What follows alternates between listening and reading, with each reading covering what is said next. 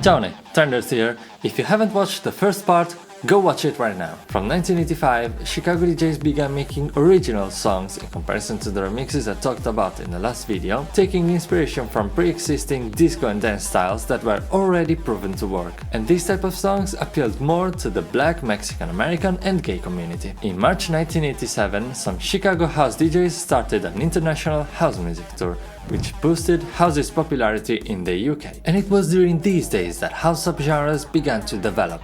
One of them, for example, was Deep House. Deep House is a genre, for those who don't know, that was born by combining the already famous Chicago house with jazz and soul music. One of its pioneers was Larry Heard, another... okay, no, I gotta nail it this time. Pseudonym Mr. Fingers, under which he released tracks like Can You Feel It in 1986. Another subgenre was Acid House. Acid House is a genre characterized by the so-called acid sound, just like the one you're hearing in this background song right now, and it was first produced by the Roland TB-303, a bass synthesizer released in 1981, but then discontinued in 1984, literally just 3 years.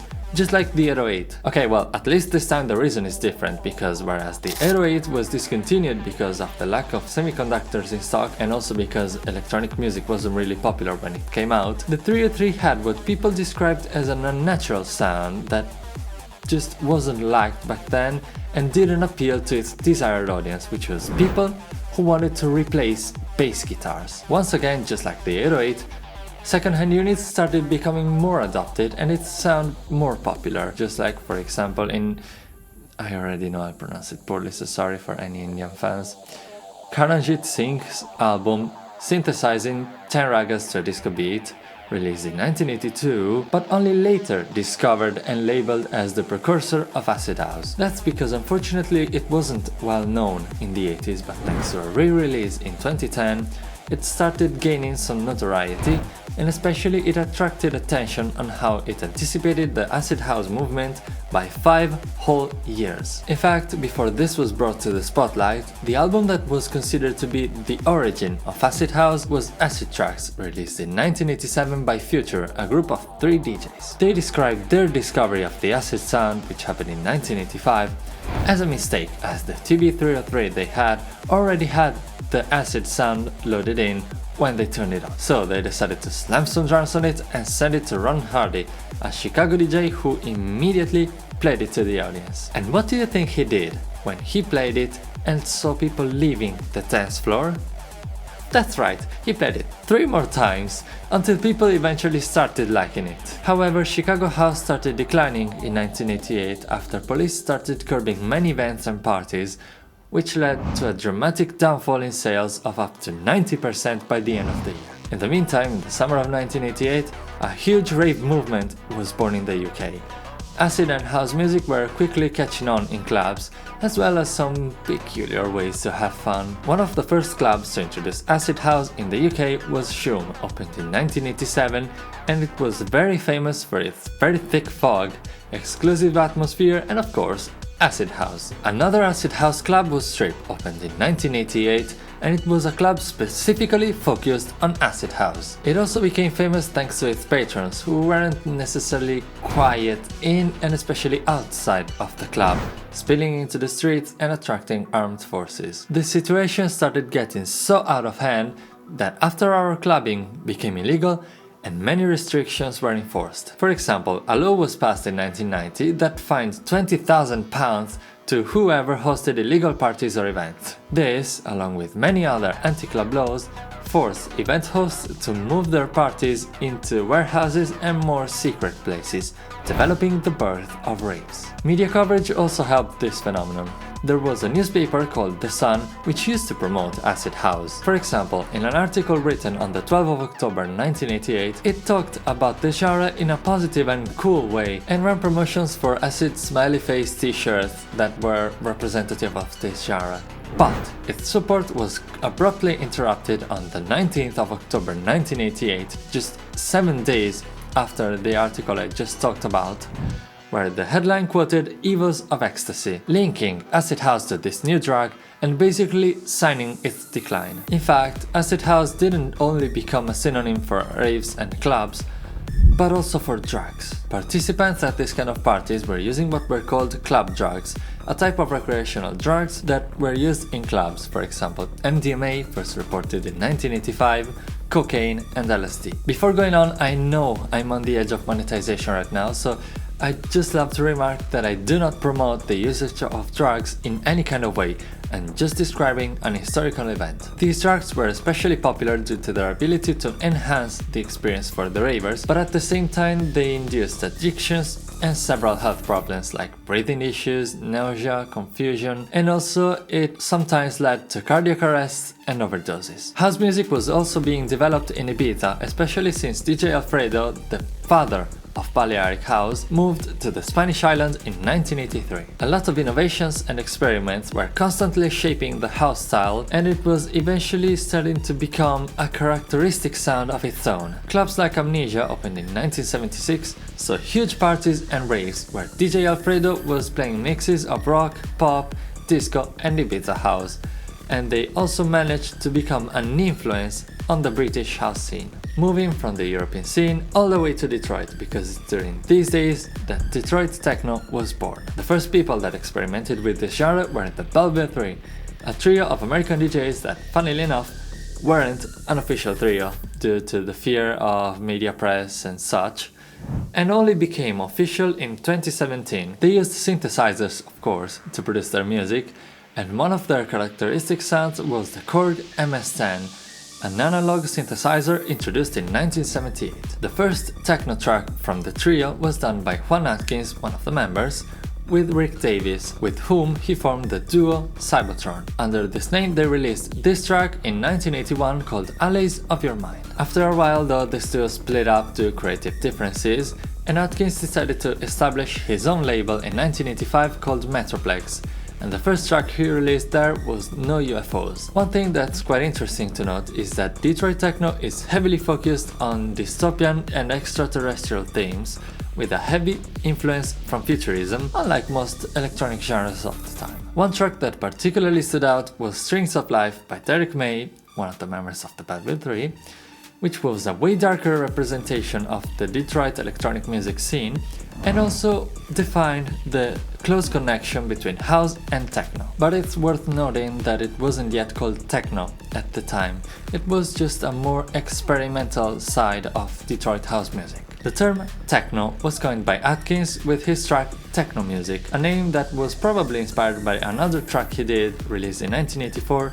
called Techno City. Techno Music, published in 1988, was featured on a compilation that was initially going to be called The House Sound of Detroit, but thanks to this track it was changed to Techno, the new dance sound of Detroit. In fact, the Belleville 3, along with Rushton, a DJ and record label boss who was in charge of this compilation, decided to change its name.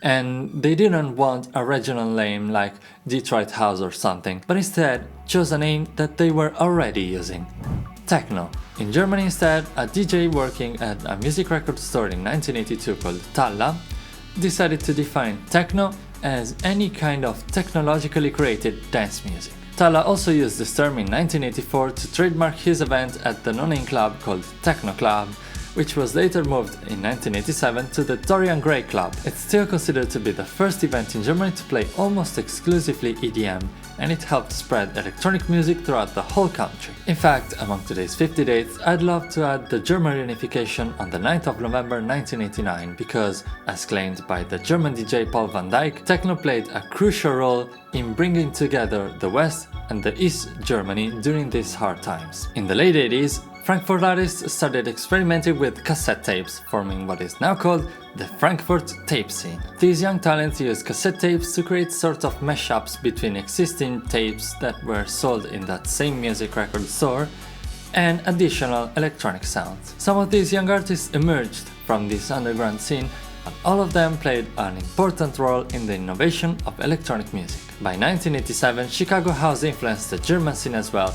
For example, thanks to acid house becoming a new trend in West Germany clubs and discotheques. In 1988, the first acid house club opened in West Berlin called UFO, although it wasn't properly unauthorized, let's say. In fact, it shut down in 1990 for financial problems, but it was already discovered by the police once. It was initially hosted in a basement room 1 meter and 90 centimeter tall, and it had space for like 100 people max.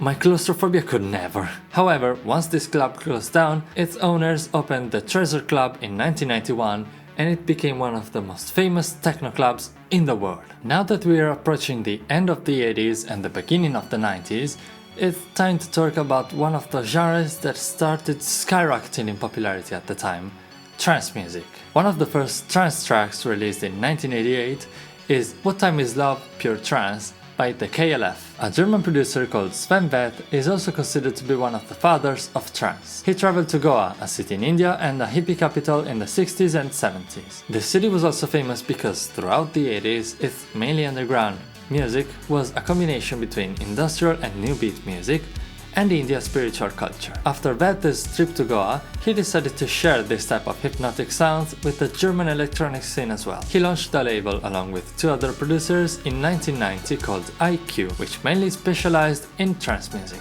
2 years later, they founded a sub-label called Hard House, which focused more on harder trance sounds. Unfortunately, both of these labels saw a sales decline, especially compared to more commercially oriented trance labels. This downturn, along with Sven Väth's departure from the business in January 1997, ultimately led to IQ's bankruptcy later that same year. Another label that was significant in trance history is MFS, Masterminded for Success, founded in 1990 by Mark Reeder, still in Germany, although he's a British producer. In 1991, many artists were signed by this label, for example, Meg van Dijk, Cosmic Baby and Paul van Dyk, and they started producing some of the most famous early trance songs, for example, Love Stimulation by Humate in 1993, along with Paul van Dyk's remix. In February 1992, the first trance compilation was released, Transformed from Beyond, and it became a landmark, setting the benchmark for all future trance compilations to come. It was a compilation of 12 to-be classics,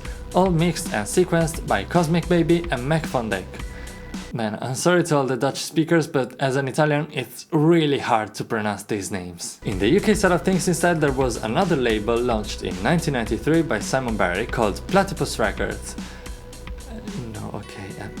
I am an adult, a wise and responsible adult. I don't have to make a joke about Perry the Platypus. I don't need to make a Perry the Platypus joke. It's out of the... It was initially a label born to satisfy Barry's projects, for example, his alias Art of Trance, but at the same time it also became one of the most notorious progressive trance labels of all time. At the same time, in Germany, a new subgenre was starting to emerge, with faster tempo and gated pads, and it would ultimately become one of the main inspirations for harder genres like hard house and hardstyle, hard trance.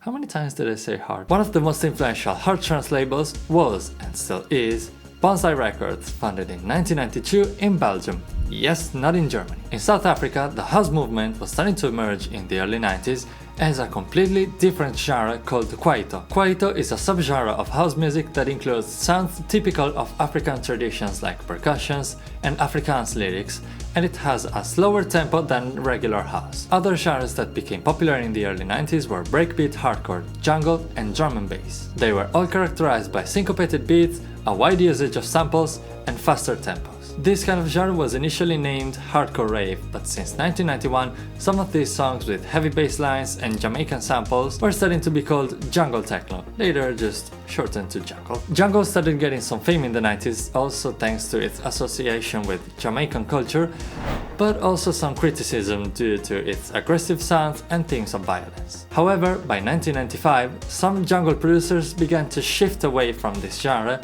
eventually paving the way for what would become drum and bass. In 1994, an album by the German duo Influid, called Lady Shaver Non EP, featured a track called The Destroyer, which had a tempo of 1.2 million BPM and is considered to be the very first Hypertron track ever. For this last date though, I've got to thank Toby because he's the one that told me. He's the artist that I featured in the Slowest Song Ever video, you can check it right here. Thank you for watching, I hope you liked it. The third part will come out very soon, so stay tuned for it. Ciao!